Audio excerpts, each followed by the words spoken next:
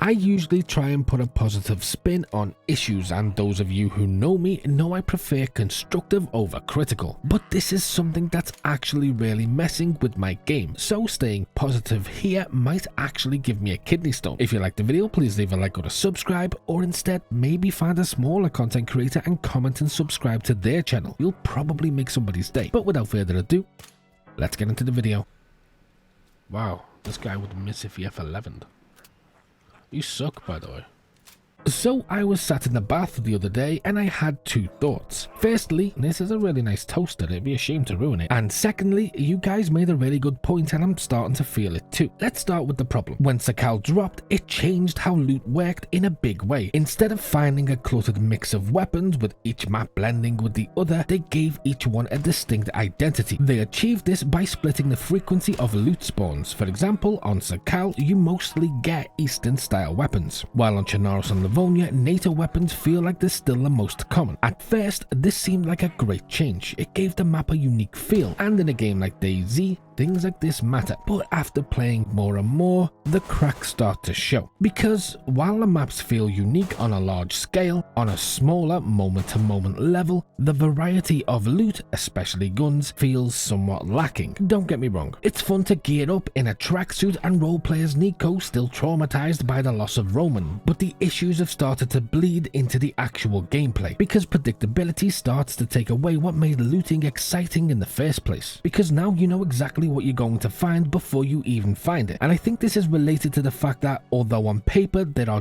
dozens of guns, when you actually break down the frequencies, categories, rarities, sectors and other factors that influence spawn rates, that pool quickly narrows, and when you then include the map splits, it significantly reduces the diversity in guns. Because we never got an influx of new guns before the maps were split, the existing arsenal had to be divided rather than expanded. And although most guns are technically available on every map, the way they're distributed means the overall variety feels much thinner. So instead of adding to the diversity, the split has only heightened the limitations of the current loot pool for what is a sizable chunk of the gearing up process. A sizable chunk so large that so many players don't even breach it. And this is an early gun problem, because DayZ's early game has always been one of its strongest points. Those first few minutes to hours, the scramble for supplies, the tension of encountering another player while barely armed, the desperation of finding your first real weapon, the variety and choices you had, mixing and matching, made the survival feel real and meaningful. But right now, those early encounters feel restricted. The coast on Sakal can feel flat. The same few weapons appear again and again, and usually encourage a narrow or similar style of gameplay. The jump from early game gear to military gear is pretty abrupt rather than gradual, because at the end of the day, right now Sakal is a coastal map. So although they've added some cool points of interest inland and additional points to loot, realistically, good progression on Sakal is limited to following coastal towns, which all have the same issue until you hit the peninsula or the shipwreck. Then you get a few more choices, and that progressional pathing is fine. Every map has a favored trail, whether it's heading south towards the bunker in Livonia or northwest airfield in Chernarus. Having a somewhat progressional desire path will always happen, but the current balance, in my opinion, doesn't necessarily accommodate it. And this is quite a sizable issue, because although DayZ is a hardcore survival game, PvP is a big part of its survival. And because of that, like everything else in DayZ, guns are a survival tool. But unlike other survival tools in DayZ, their individuality and adaptability is essential for reasonable progression. Because if you're using, say, a shovel to dig worms, it doesn't matter if you use a huge one or a small one. It could be pink, flat, have grooves, you're always going to get the same result. But with guns, you need one that meets your situation. Everyone can produce an entire different result or consequence, so you need one that gets the job done for the level you're at, and right now I think that's an area that needs focus on. But to be clear, my point is not to increase the amount of possible PvP. It's to make it feel less linear. And with the promised patch 128 focusing on guns, this could address some of the major issues here. We already know a new gun is coming. The PM73, which it likely is a Polish weapon, which probably means it'll be more common on Sakal than other maps. And it's additions like this that could make a much larger impact than many people may realize, because it's not about increasing gun spawns. Nobody wants a coastal deathmatch. It's variety and distribution. It's adding back the ability to make meaningful choices. Recently, the devs have already tweaked civilian gun spawns. Even patch 127 had some tier changes to mixed reviews. But regardless of whether you agree with this recent change or not, personally, I think a change is needed. And this wouldn't just be a fix for Sakal. This would improve all maps. I'm just focusing on Sakal as an example because the issue is much more pronounced. But there's something else that's now becoming more and more clear as time goes on. The guns probably need a change to handling. Now, this might seem like a completely separate issue, but I promise you it ties into what I've just been talking about. So right now, carrying a massive rifle barely slows you down. There's no real downside to hauling around a big weapon, and in combat, something like a Mosin has round about the same maneuverability as a fast pistol, which makes smaller weapons feel pointless. Shotguns should be devastating but sluggish. Pistols should be quick but limited in range. Right now, most guns just feel too easy to handle. If patch 128 added inertia, that could change a lot. Now, don't get me wrong, I don't personally think this is going to be on the list of things to do in patch 128. It's a much bigger job than it probably sounds, and it's a level of balancing and adjustment that is not only going to be filled with trial and error, but any adjustment to gun controls is usually highly criticized by players and streamers in the beginning anyway, so it might be something that never comes. But to me, it does make sense, and this is where it ties into the issue I spoke about before. Making heavier or lighter weapons affect movement and handling would force players to think more carefully about their loadouts. You wouldn't just grab the biggest gun you can find. You'd have to consider whether it fits your playstyle and, more importantly, the environment you're in. This change could make lower tier weapons way more viable, because the best gun wouldn't always be the best gun for that job. Whereas now, let's face it, if you find something like an SV98, there's pretty much no situation that gun isn't OP